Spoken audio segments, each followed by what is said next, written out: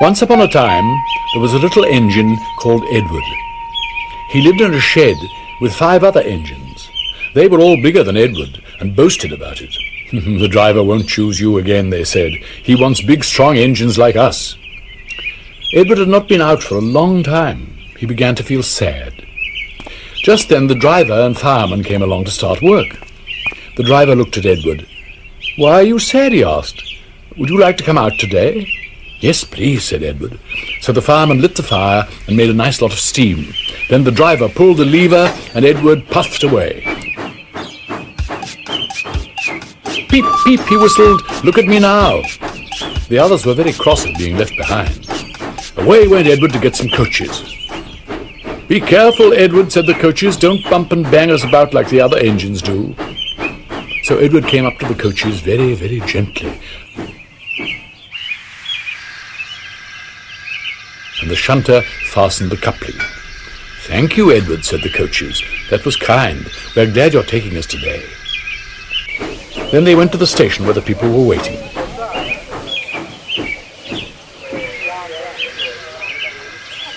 "Peep, peep," whistled Edward. "Get in quickly, please." So the people got in quickly, and Edward waited happily for the guard to blow his whistle and wave his green flag. He waited and waited. There was no whistle, no green flag. Peep, peep, peep, peep. Where's that guard? Edward was getting anxious. The driver and fireman asked the station master, "Have you seen the guard?" "No," he said. They asked the porter, "Have you seen the guard?" "Yes, last night," said the porter. Edward began to get cross. "Are we ever going to start?" he said. Just then a little boy shouted, "Here he comes!" And there the guard was, running down the hill with his flags in one hand and a sandwich in the other. He ran onto the platform, blew his whistle, and jumped into his dam. Edward puffed off.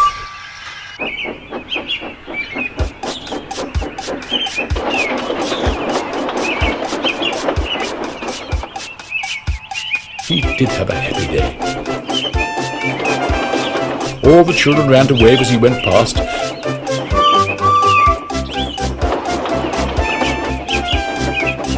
And he made old friends at all the stations. He worked so hard that the driver promised to take him out again next day.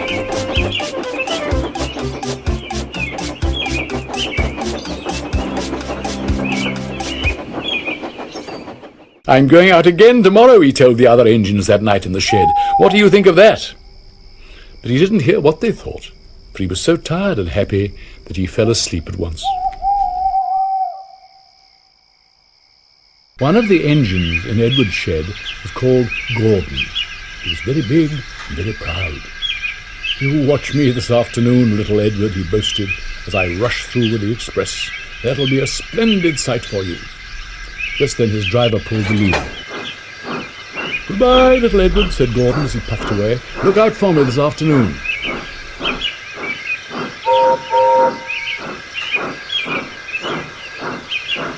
Edward went off too, to do some shunting. Edward liked shunting. It was fun playing with trucks. He would come up quietly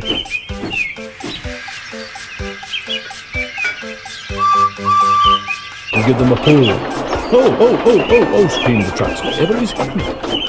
Then he would stop, and the silly trucks would go bump into each other. "Oh, oh, oh, oh," they cried again. "Whatever is happening?" Edward pushed them until they were running nicely, and when they weren't expecting it, he would stop.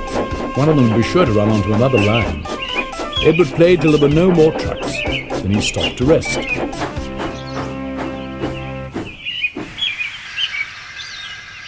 Presently he heard a whistle.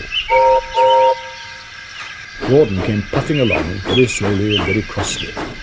Instead of nice shining coaches, he was pulling a lot of very dirty coal trucks. "A goods train, goods train, goods train," he grumbled. "The shame of it, the shame of it, the shame of it." He went slowly through, with the trucks clattering and banging behind him. Edward laughed and went to find some more trucks. Soon afterwards a porter came and spoke to his driver. "Gordon can't get up the hill. Will you take Edward and push him, please?" They found Gordon halfway up the hill and very cross. His driver and fireman were talking to him severely. "You're not trying," they told him. "I can't do it," said Gordon. "The noisy trucks hold an engine back so. If there were coaches now, clean, sensible things that come quietly, that would be different. Edward's driver came up. "We've come to push," he said. "No use at all," said Gordon. "You wait and see," said Edward's driver. They brought the train back to the bottom of the hill. Edward came up behind the great van, ready to push. "Peep, peep, I'm ready," said Edward. "Poop, poop, poop, no good," grumbled Gordon. The guard blew his whistle, and they pulled and pushed as hard as they could.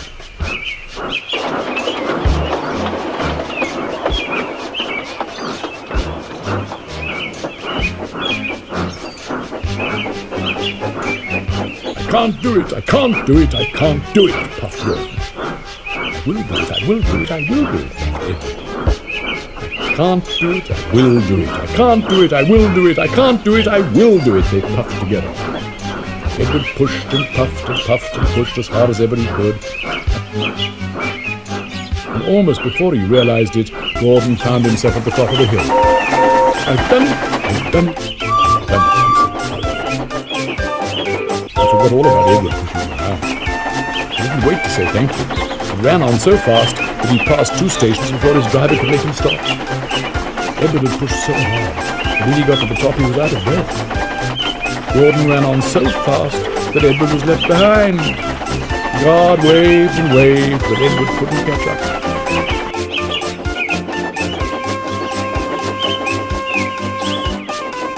He ran on to the next station, and there the driver and the fireman said they were very pleased with him. The fireman gave him a nice long drink of water, and the driver said, "I'll get out my paint tomorrow and give you a beautiful new coat of blue with red stripes. Then you will be the smartest engine in the shed."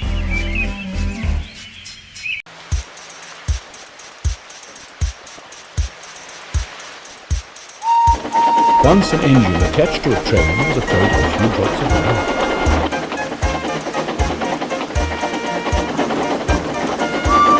It went into the tunnel and squeaked through its funnel and never came out again.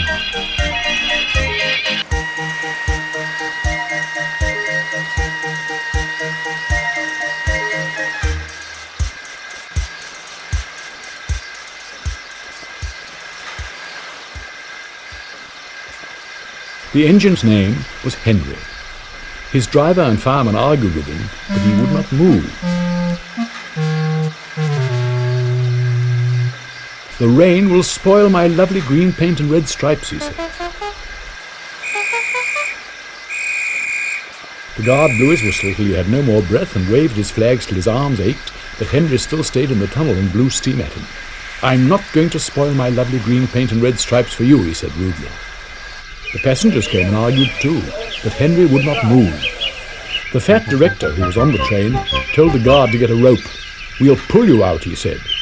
But Henry only blew steam at him and made him wet. They hooked the rope on and all pulled, except the fat director. "My doctor has forbidden me to pull," he said. They pulled and pulled and pulled, but still Henry stayed in the tunnel. Then they tried pushing from the other end. The fat director said, "1, 2, 3, push!" But did not help. "My doctor has forbidden me to push," he said. They pushed, pushed, pushed, but still Henry stayed in the tunnel. At last another train came. The guard waved his red flag and stopped it. The 2 engine drivers, the 2 firemen, and the 2 guards went and argued with Henry. "Look, it stopped raining," they said. "Yes, but it'll begin again soon," said Henry. "And what will become of my green paint with red stripes then?"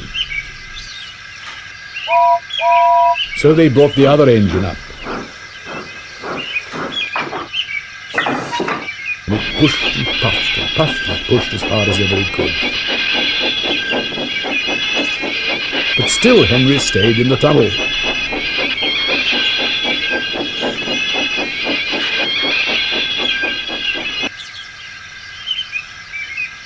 So they gave it up.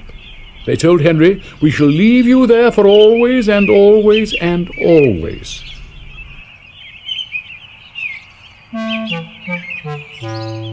They took up the old rails, built a wall in front of him, and cut a new tunnel.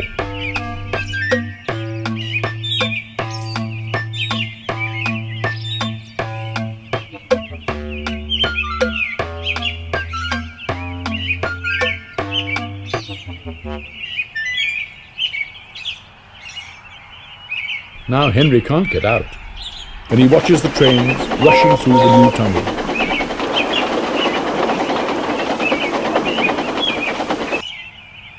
He's very sad, because no one will ever see his lovely green paint with red stripes again. Edward and Gordon often went through the tunnel where Henry was shut up. Edward would say, "Peep, peep, hello," and Gordon would say, "Poop, poop, poop, serves you right."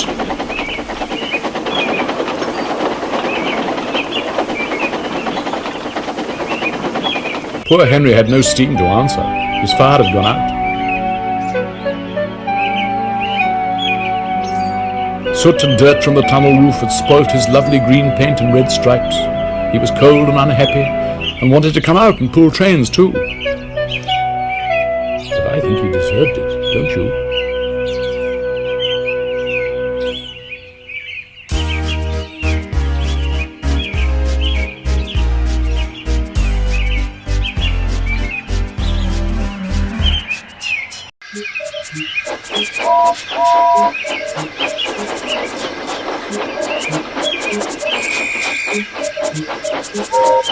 Gordon always pulled the express.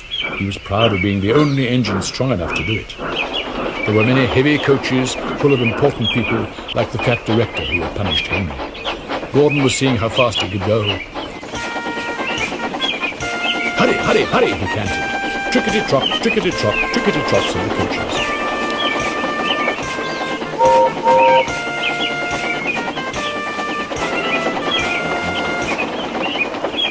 Gordon could see Henry's tunnel in front. In a minute he thought, "I'll poop, poop, poop at Henry," and rushed through and out into the open again. Closer and closer he came. He was almost there when, crack, wheesh! He was in a cloud of steam and going slower and slower. His driver stopped the train. "What's happened to me?" asked Gordon. "I feel so weak." "You've burst your safety valve," said the driver. "You can't pull the train anymore." "Oh dear," said Gordon. "We were going so nicely too.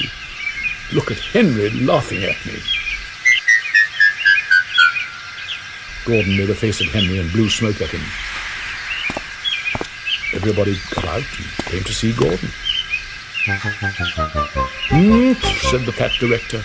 "I never liked these big engines, always going wrong. Send for another engine at once."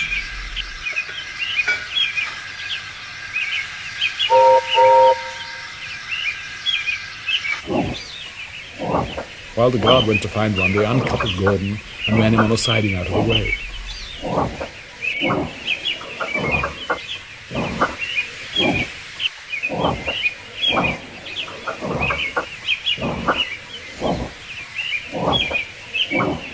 The only engine left in the shed was Edward. "I'll come and try," he said.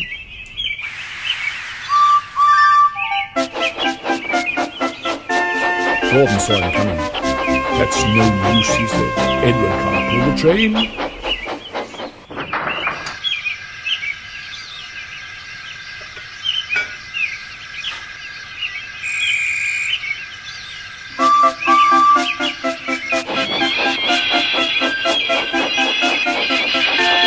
Edward puffed and pulled and pulled and puffed, but he couldn't move the heavy coaches. "I told you so," said Gordon rudely. "Why not let Henry try?" "Yes," said the fat director, "I will." "Will you help pull this train, Henry?" he asked. "Yes," said Henry at once.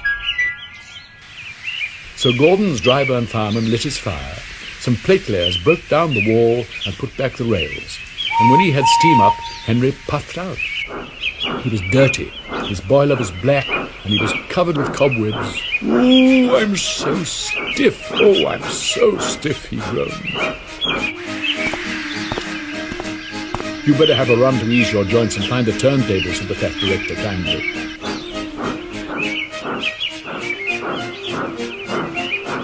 Henry came back feeling better. And they put him in front.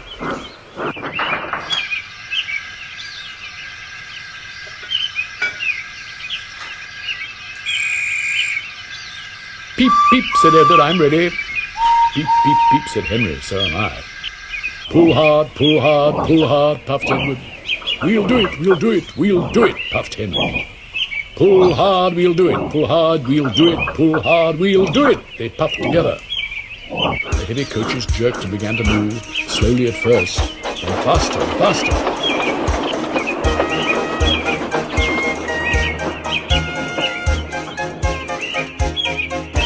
We've done it together, we've done it together, we've done it together, said Edward and Henry. You've done it, hooray, you've done it, hooray, you've done it, hooray, sang the coaches. All the passengers were excited. The fat director leaned out of the window to wave to Edward and Henry. But the train was going so fast that his hat blew off into a field with a goat head under his teeth.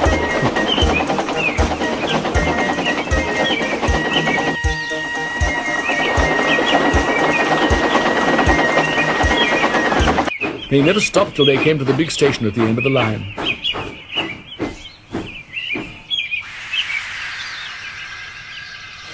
The passengers all got out and said thank you, and the fat director promised Henry a new coat of paint. Would you like blue and red? Yes, please, said Henry, and I'll be like Edward. Edward and Henry went home quietly, and on their way they helped Gordon back to the shed. All three engines are now great friends. Wasn't Henry pleased when he had his new coat?